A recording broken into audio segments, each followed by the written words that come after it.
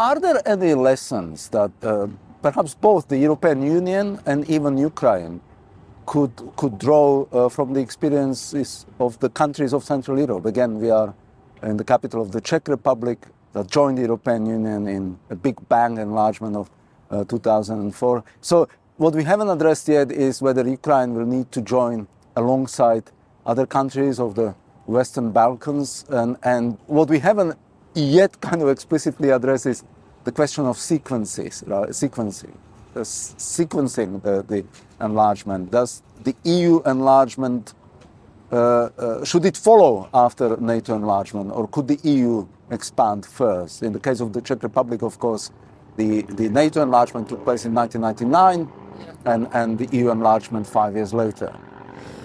It's very good and very complicated question, and I think the sequencing will depend in some ways on how quick Ukraine is at proving that it is meeting the benchmarks. One thing, since you mentioned learning from Central Europe, one thing that I think is important for people to keep in mind is that when Central Europe started the EU accession process, they had much younger democracies than Ukraine has right now. They sort of started much more from scratch. The economy was not reformed, was not a fully capitalist economy yet. There was a lot of intertwined reforms. What people don't realize is that Ukraine has been trying through conditionality to meet some of the European Union benchmarks since 2014.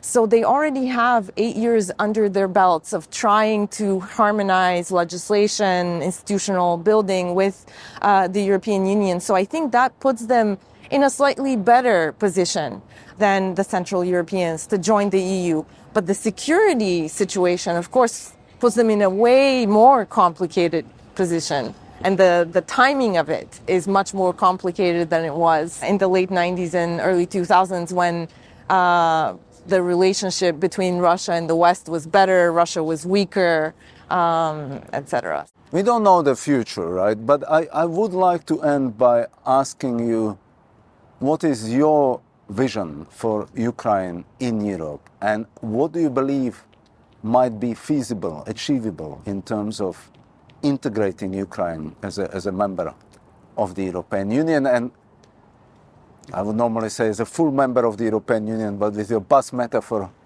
when and how will Ukraine get on that bus?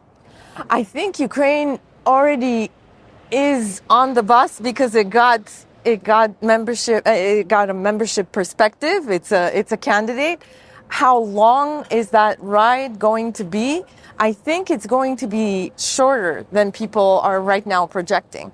I think it's not going to be decades, as they say. It may be possible to do it within the decade, within the next decade, if both Ukraine and the EU do their homework and really put a lot of focus into reforming both the Ukrainian state and the enlargement process. I think it is feasible.